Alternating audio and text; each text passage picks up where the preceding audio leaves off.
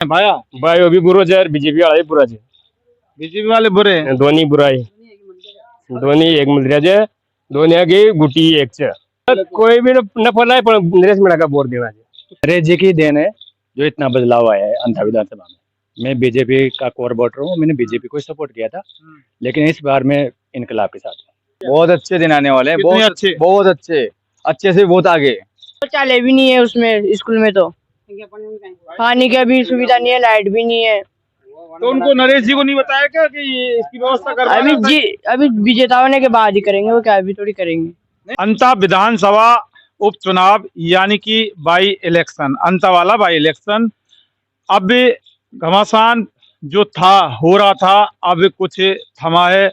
आचार संहिता के मद्देनजर जो भीड़ भाड़, हल्ला, रैली, शोर शराबा, समर्थक नारे जिंदाबाद इंकलाब थे, वो प्रशासन ने अभी रोक दिया है।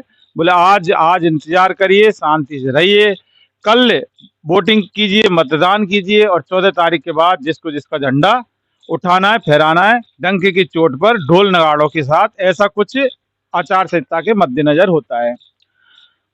अंता विधानसभा के जयनगर गांव के अंदर अभी हमारी इन्वेस्टिगेशन मीडिया की टीम खड़ी है। क्योंकि लोकतंत्र का जहां मतलब रहता है, लोकतंत्र के मायने रहते हैं ना, वहां हमारे भी थोड़े बहुत मायने रहते हैं। इसलिए हम फिर जयपुर से रवाना होकर वापस अंता के अंदर हैं। ये जो गांव है धाकड़ बाहुल्य गांव है, इसमें धाकड़ जो जाति के जो लोग हैं वो बहुतायत, यानी कि बाहुल्य का मतलब है सारे जो जयनगर में सारे धाकड़ हैं, जिनके दम पर बीजेपी अपना जो झंडा यहाँ पर बुलंद करती थी और करना चाह रही थी।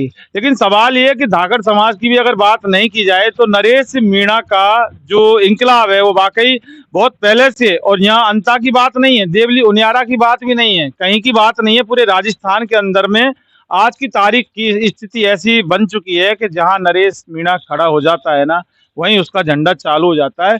तो नरेश मीणा को अब चुनाव लड़ने के लिए किसी क्षेत्र की जरूरत नहीं होती, क्योंकि नरेश मीणा राजस्थान का लाल है। वो राजस्थान में कहीं पे भी खड़ा अगर होता है तो वहीं उसके साथ उसके समर्थक, उसके चाहने वाले और उससे इंसाफ की गुहार लगाने वाले लोगों के साथ बड़े बड़े नेता भी आ जाते हैं। चलिए बात करते हैं, सीधी मुद्दे की बात करते हैं। तो जयनगर वाले धाकड़ समाज क्या बीजेपी से उब गए हैं क्या? परेशान हो गए? परेशान बारी गए, लाइट का खंभा कटे 1.5 फुट। कहता है पुलिस बुलाई जा, पकड़ भागा गाड़ी में बटान लिया, पकड़े ले गया, जबरदस्ती खंभो गाड़ दियो। अपनी परेशानी से बीजेपी वाला। तो बीजेपी वाले से परेशान है तो फिर कांग्रेस वाले तो हैं? कांग्रेस वाले न जानो, कभी भी नहीं गया। अच्छा, हाँ, नरेश मीणा का देना से वोट। तो वोट नरेश मीणा को। नरेश मीणा ने कौन सी गुट्टी पिला दी आपको बताओ? न कोई भी न फलाए पर नरेश मीणा का वोट देना है। तो क्यों देना है तो नरेश मीणा को? हम यही तो जानना चाह रहे हैं, देश जानना चाह रहा है। अरे अच्छे सभी अच्छे हैं, बुरा आदमी कौन है बताओ? अच्छा आदमी बुरा कौन है भाया? भाई अभी बुरो है, बीजेपी वाला ही बुरा है।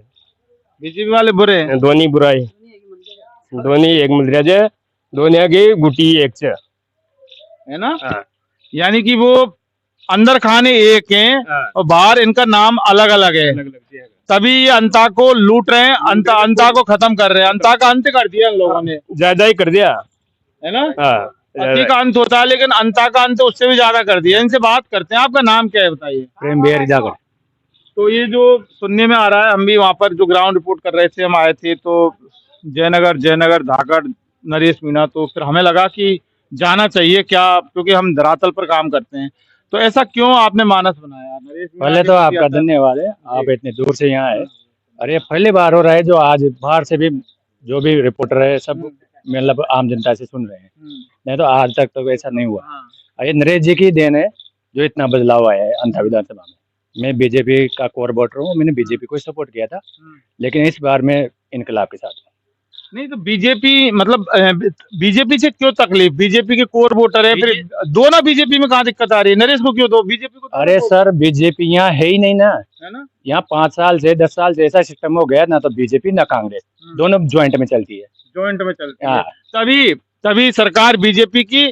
और वहां पर वो प्रधान कौन है? वो भाभी उर्मिला जैन, जिला प्रमुख कांग्रेस की। बीजेपी के जिला परिषद के सारे सदस्य बीजेपी के बैठ के जीत के गए हैं, और वहां जाके फिर कांग्रेस का उर्मिला जैन को जिला प्रमुख बनाया। तो बीजेपी है ही नहीं, कांग्रेस बीजेपी दोनों ज्वाइंट है, और यहाँ की जनता को गुमराह कर रखा था। पहली बार ये तीसरा ऑप्शन हमें मिला है, नहीं तो हम तो फंस रहे थे, आज दिन तक फंसे ही रहे थे।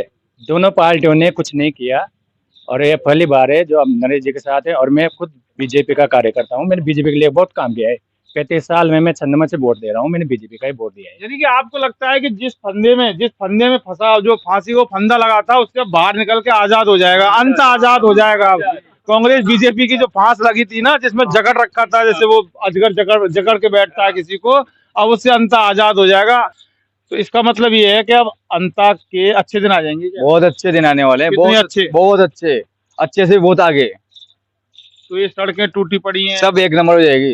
गाय डोलती है, गाय पता नहीं क्या क्या डोलता है, ये पता नहीं अभी तो। वो बस गाय स्टैंड, कांड, वो बाय बस की डोलते हैं। व्यवस्था नहीं है, कुछ भी नहीं है, अस्पताल में डॉक्टर वो भी है, नहीं है। उसके अलावा हजार बीमारी है। अच्छा, पानी नहीं है, सड़क नहीं है, गंदगी बहुत फैली हुई है। एक लाख महीना आधा सरकार बेचती, उनको खा जाते हैं। एजुकेशन, कुछ शिक्षा, भी नहीं है, टीचर नहीं आते टाइम पे पढ़ाने। नशा, अफीम, चरस, गांजा, तो ठेका चलता है हमारे यहाँ, हमारे ठेका चलता है। और वो माफिया, खनन माफिया, वो भी पहाड़ पत्थर बजरी। पूरा तालाब खोल दिया हमारे यहाँ।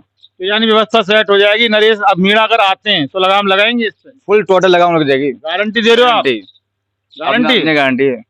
ये नरेश मीणा की तरफ से गारंटी। और देखिए, गारंटी की बात नहीं होती, गारंटी तो मोदी जी पूरी नहीं कर पाते, वो बड़ी बड़ी गारंटी देते हैं।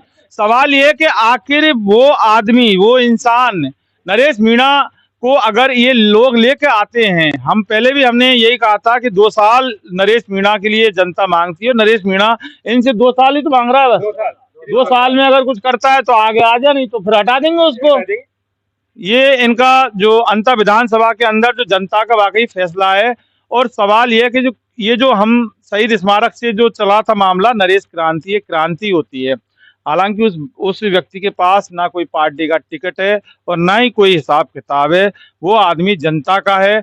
और उसका सीधा कहना है नरेश मीणा का कि ये जो चुनाव है वो नरेश मीणा का नहीं है, वो अंता की जनता का चुनाव है। तो ऐसे में सवाल कोई पैदा इसलिए नहीं होता कि अगर जनता का ही चुनाव है तो फिर फैसला जनता का, जनता कर लेगी फैसला अपने आप। भाई आप अगर लड़ोगे और आपके हाथ में फैसला है तो आप ही जीतोगे ना फिर। जनता का फैसला है, जनता ही जीतेगी, जनता जीतेगी, बिल्कुल साहब। और जनता कहीं पाकिस्तान की नहीं, अंता की जनता जीतेगी। अंता की जनता जीतेगी साहब। अंता की जनता जीतेगी क्या आपके? जीते ही नरेश भाई साहब है तुम्हारा, है तुम्हारे घर वाले वोट दे रहे हैं उनको? दे रहे हैं, तो पढ़ते हो कि नहीं पढ़ते? पढ़ते हैं। चलो, कमी क्या है स्कूल में, एजुकेशन में क्या है? टीचर वगैरह आते हैं पढ़ाने टाइम पे? नहीं आते, स्कूल छत वगैरह सही है कि पिपलौदी तरह तो नहीं है कहीं स्कूल टूटा फूटा जर्जर फूटा है, फूट रहा है क्या? टूटा फूटा ही है। मत जाया करो ऐसे स्कूल में। हाँ बता। शौचालय भी नहीं है उसमें, स्कूल में तो पानी का भी सुविधा नहीं है, लाइट भी नहीं है। तो उनको नरेश जी को नहीं बताया क्या कि ये इसकी व्यवस्था करवाना? अभी विजेता होने के बाद ही करेंगे, वो क्या अभी थोड़ी करेंगे। नहीं, बता तो देते एक बार कि ये भी करवाना है आपको। बता दिया और तो सब बता दिया। हाँ, तो उन्होंने गारंटी दे दी करवाएंगे? हाँ सही। करवाएंगे विजेता होने के बाद, जीत होने के बाद हो जाएगा सब। नहीं लेके आए वो भी। कौन लेके नहीं आया? प्रधान साहब, पानी की टंकी स्कूल के लिए लेके नहीं आए? नहीं ले आए। क्यों? गांव के ने हमने उगा के पैसे टंकी लाए। ये हालात है वाकई। तभी ये जो कहने वाली बात ये जो हो रही थी कि ये फलाना खाया, ढीम का खाया, मतलब पूरा अंता को ये भ्रष्टाचार के रूप में ये खा गए। और अंता के विकास के लिए इन कांग्रेस भाजपा वालों ने, यानी कि दोनों पार्टियों ने कुछ भी नहीं किया। इसलिए अंता विधानसभा उपचुनाव में एक नए चेहरे को चाहती है, नए चेहरे में निर्दलीय, और निर्दलीय में नरेश मीणा से बढ़कर कोई चेहरा यहाँ पर नहीं है। और इसीलिए लगता है, हालांकि त्रिकोणीय मुकाबला है। और जहाँ चुनाव की बात आती है और वोटिंग की जहाँ बात आती है तो कांग्रेस और भाजपा को हल्के में नहीं लिया जा सकता। हालांकि मजबूत पार्टी है, लेकिन कभी कभी जो पैंतरा है वो उल्टा पड़ जाता है। कहते हैं ना कि एक कहावत होती है कि गलतफहमी नहीं पालनी चाहिए, शेर पाल लेना चाहिए। तो भाया और भारतीय जनता पार्टी और कांग्रेस वालों को ये नसीहत भी ध्यान में रखना होगा, क्योंकि उनका भी फैसला जनता जनार्दन करती है, अपने अंगूठे से करती है, लोकतांत्रिक तरीके से करती है। हालांकि कभी कभार वो जो मशीनों के अंदर वो गड़बड़ी हो जाती है, उसके बारे में कुछ कहा नहीं जाता। हो जाती है ना, वोट कहीं डालते हैं और निकल जाता है कहीं। हालांकि मशीनों का भी जो संशोधन सुधार इनको करना पड़ेगा, लेकिन वो सारी चीजें बात की बात होती है। लेकिन लोकतंत्र में संवैधानिक जो लोकतंत्र है, हमारे पवित्र लोकतंत्र में, ये लोकतंत्र की आत्मा, ये तमाम जो वोटर होते हैं, ये हमारी पवित्र लोकतंत्र की आत्मा होती है और संविधान के तहत इस लोकतंत्र में जो फैसला होगा वो 14 नवंबर को अंता के लोकतंत्र का फैसला होगा। 11 यानी कि कल वोटिंग होगी, मतदान होगा। तो ऐसे में नरेश मीणा को लोग चाहते हैं, नरेश मीणा को लोग चाहते तो हैं, लेकिन नरेश मीणा को लोग कितना लेकर आते हैं, कितना लाभ पाते हैं, ये वक्त बताएगा। कुछ कहना चाहते हो आप? क्या कहना चाहते हो? मेरे पास तो साहब ना भाई साहब ना तो जमीन है, मकान, बच्चा बच्चा को लालन पालन पोषण करता हूँ। 1 बीघा जमीन है, मकान में ना बीजेपी वाला ने मेरे मकान नहीं दिया, कांग्रेस वाले ने मकान दिया। कोई काम ना तो कांग्रेस वाले काम आ रहे आया है मेरे पास 1% भी, ना बीजेपी वाले काम आया है भाई साहब 1% भी। मैं ईमानदारी से काम करता हूँ, ऑनेस्ट हूँ, कोई केयरलेस नहीं हूँ।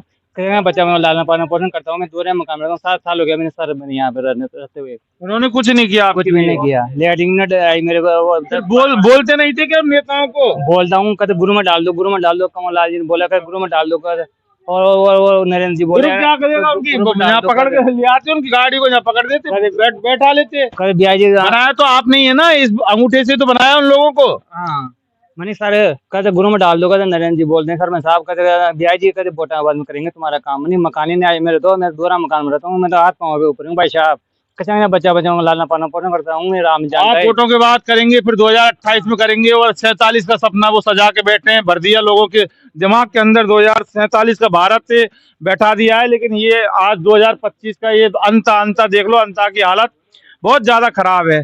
बात वहीं आते हैं कि नरेश मीणा को लोग चाहते हैं, अंता के लोग चाहते हैं, कितना चाहते हैं, लेकिन अंता की जनता नरेश मीणा को लाने में कितनी सफल होती है, ये बहुत ज्यादा मायने रखता है। मायने ये नहीं रखता कि ये लोग नरेश मीणा को चाहते हैं, मायने ये रखता है कि नरेश मीणा को कितना लाभ पाते हैं। इन्वेस्टिगेशन मीडिया के लिए जयनगर से मैं जितेंद्र शर्मा।